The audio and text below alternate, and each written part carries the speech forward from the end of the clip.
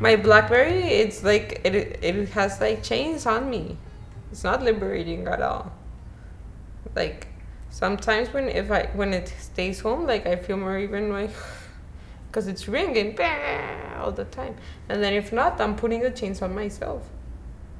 But when you're texting, you just keep texting and texting and texting, but you're not having a relationship. You're having a relationship with your BlackBerry, not with a person. The problem in me was already there because I come from a family that never taught me how to communicate feelings and never taught me how to communicate. I come from a society where what you look in the outside is what you are. And so how being skinny is who you are, what your last name is who you are, what you do is who you are. And that was with me for a very, very long time. I even studied law and political science because that was who I was supposed to be. And like my pictures in Facebook were so important for me because that's who I was, and my friends were so important to me because that defined me as a person. There was a point where I started to notice that I wasn't who I was anymore. Mentally, it was really bad for me because I had been dating this guy, and this guy, it was like a very sick relationship, and he had like another girl, and the same thing happened to me. Like I found out through Facebook the reality of the situation. So it became for me very painful to find it out through Facebook. And I closed it, and wow. It was such a relief. My phone bill got really large, really large, because I have text messages restricted and also only my BlackBerry. So people just text me back, so I just text back. Because for me, it's much more easier to text than to actually get the phone and call. I know it's not me, I know it's the other person that has also an issue. So I identified something in me, but then I quickly let it go because I know it's not me. It's the other person that has an issue. What do you think the issue is? What do you think is motivating that behavior? That people have problems communicating, having relationships. I don't like calling people because I have fear. What's the fear? Oh, being rejected or abandoned. And the other thing with communication is when I text you, the other person perceives something that I cannot say with words. So I can say hello, and if I can say no, he's mad with me. He's yelling because of my way I perceive the message. And many times it's not true. I'm imagining something. Like I even imagine so much more drama because I'm not talking to the person. The difference now is that I am aware that I have this way of communicating, that I am scared because I had issues and traumas, but that's always going to be with me, and I have the ability to work within those. I still get those moments where I get this hole in myself because I still have moments where I feel really lonely. It was a lot of years. But now I'm starting to get my life and trying to do other stuff. Like trying to find myself. Facebook is like a form of getting attention.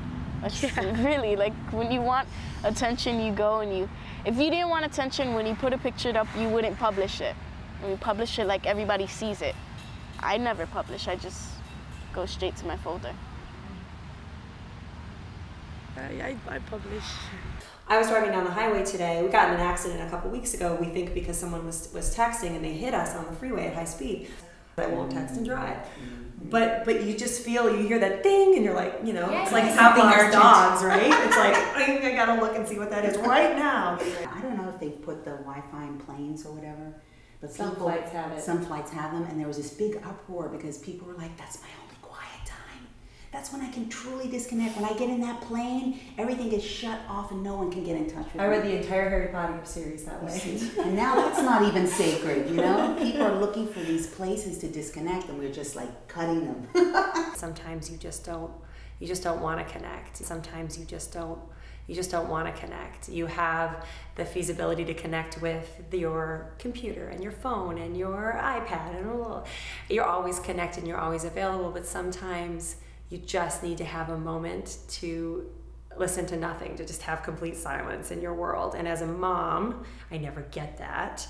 So I could really relate to what she was saying about sometimes just wanting to ignore all technology and go into a room and say Om for a few minutes. So that struck me. And what else? Was there anything that you wanted me to talk about that came up the other day? Well, let's talk about, were there any surprises in the conversation?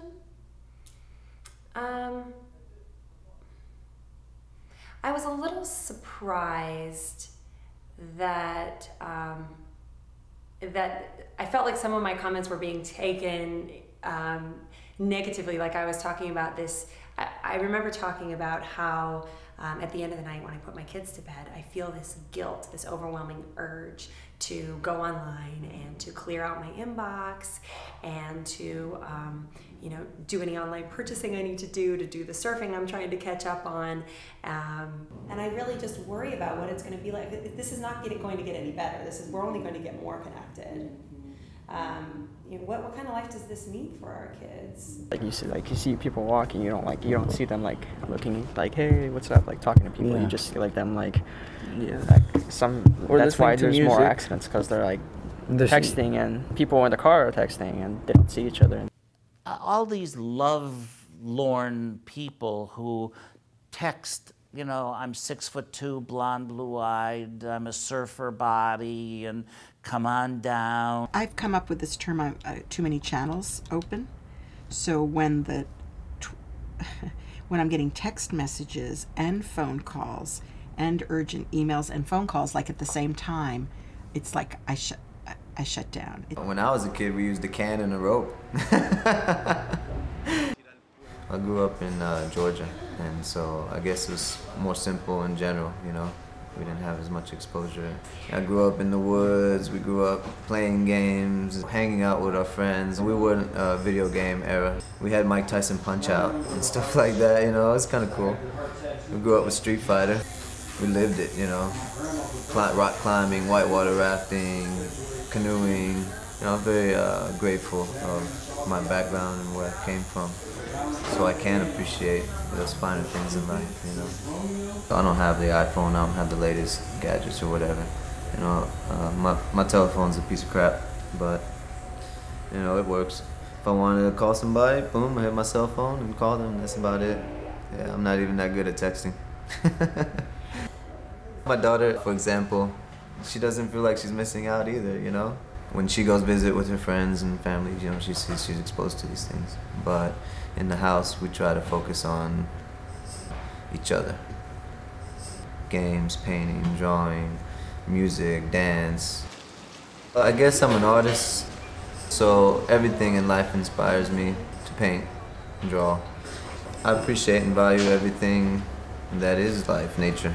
So for me, a perfect day is to get up, take a walk to the beach, feel the breeze on my cheek, and go out and enjoy the water. If I see something that attracts my eye, like some kind of nature scene, I'll stop. So for me, that's life is right there. A lot of people they're basically robots, but like I said, I still love it, but it had its bad sides. Sorry. Yeah, nothing's perfect, of course. Yeah. When you abuse of it too much, if you use it for everything, you can't live without it, then you're basically brainwashed, but I don't always spend all day on technology. Like I said, I go out with my friends sometimes because I prefer hanging out with them face to face, not always on the computer, glued to the seat. Well, my 1-year-old's still picking up a piece of bread and saying, hello? Yeah, I limit it as much as possible. But then at the same time, I'm like, well, if they don't learn how to do it, I guess it was the same struggle when we were kids. Did you let your kids play Atari or not? Or play the video games or not? Yeah, Did you let them watch TV or not? It's a struggle for me because my kids are not going to have their brains wired in the way that they're going to need to be wired in order to function in society. But everyone is putting their stuff on Facebook and chocolate milk and great breakfast. They put all this just got out of the car. I'm on the bus. Can't talk right now. too noisy. You know, it's like, oh, I just had coffee at Starbucks. Telling Kelly, your girlfriend, that you ate a chicken sandwich. like, oh, I'm in the bathroom right now. Club's really packed. I'm vomiting. We'll be outside. You know, like, people don't need to know all that from me. You know what I mean? Who cares? This is actually something people can use to say that they are unaccountable. Now it's like, you know, you got little loopholes you can back out. I didn't get your call. Yo, I stopped at a payphone and I called you, but my quarter got lost. My dog ate the phone. You're late. What happened? Well, I sent you an email. My mom's called me 3 times. I can just text her back and be like, not feeling good, leave me alone, period. Let it go. You know, and I don't want to hear the tone of her voice like, oh, you're in a bad mood. I don't want to hear the I don't want to hear the tone. I don't want to. Yeah, I don't you want can to disconnect. I don't want to perceive your energy. I don't want any. I don't want it. I don't want it. That is the beauty of the text message. Many times I'm antisocial. I mean, I want my kid to be social, but I don't want to. My head's already too full. Oh, I didn't get your text. Oh, you didn't get it. You're lying. Dude, I don't need a psychotherapy question right now. Like, I didn't want to fucking talk. That's it. I didn't want to fucking talk. That's it. Story. I met this girl, and this girl says to me, I was like, yo, I text you, and we, you know, we have these probably like half an hour, 45-minute conversations in texting. Like, how come I can never talk to you on the phone? Like, there's an energy you share with people when you speak to them in person. And she says to me, because I feel more comfortable when I'm texting. I'm more, it's like I'm in a safe zone. Look at online like a new language. And everyone now is beginning to speak it, but can they form a proper, you know, is the grammar there? I don't quite have the hashtag thing down yet. I've taught my husband how to use the emoticons. He's Yeah, very like sarcastic. My husband's very sarcastic, and he pisses people off constantly in his communications because he doesn't use the smiley face. Yeah. The little smiley face makes all the difference. Makes a big difference. Yo, I lost my phone. They freak out. To not have that phone, it's like you're cut off. You are cut off from society in general. If you are walking down the street and you're about to get mugged, you could dial 911. Now you can't. If you want to see your girlfriend at 4 a.m. for that booty call, as drunk as you are and upset you lost your house and car keys, you can't.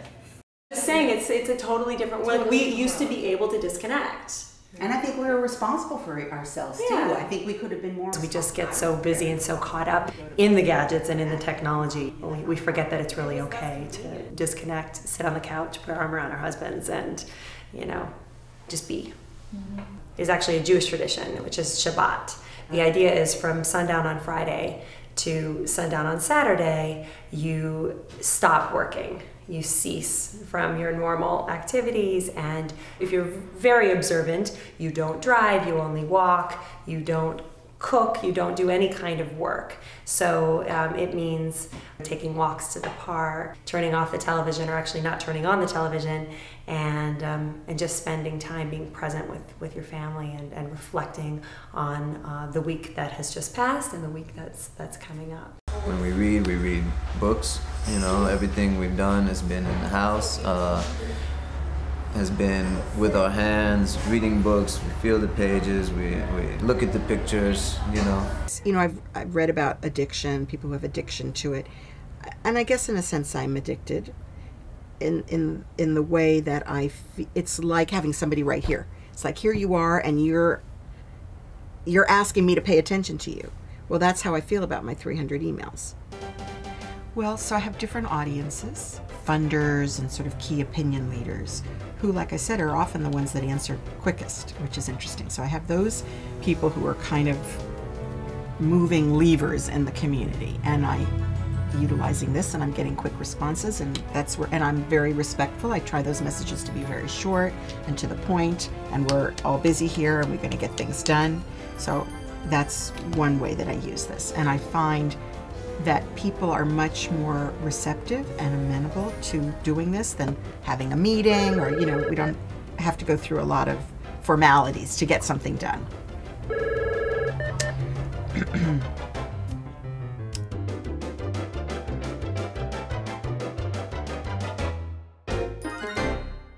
There's an opportunity for more people to find more information at more times than ever and communicate. Like, I'm in a long distance relationship, but I'm able to be on, you know, camera. On a heart level, it's less connected for me. But I mean, it's really important to have it. But on a heart level, like for humanity, it's less. I like think. that. I agree with him. I think it takes away from interpersonal relations. Right? Yeah, exactly. Like, like me and you talking together. Exactly. You know. Because it's always important to speak to people and have people around you. It's really important. To have that interpersonal communication. Yeah.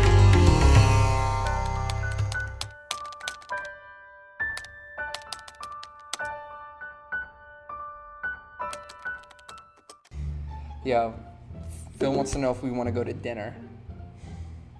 How do you know that? He emailed me. What do you mean he emailed you? He's in the next room. He never gets to email, people.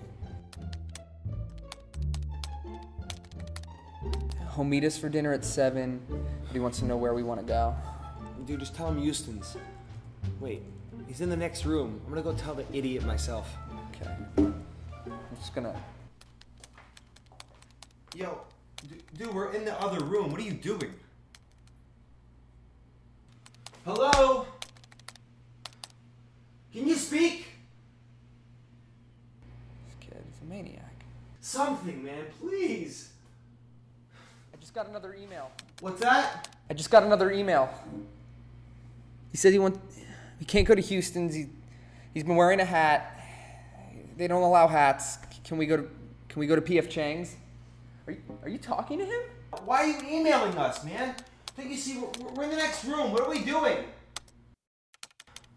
Can you just please say something? You don't even talk to us anymore. How's Flanagan's? Is that good? I'll get you a nice full rack of ribs. Yeah. That's enough.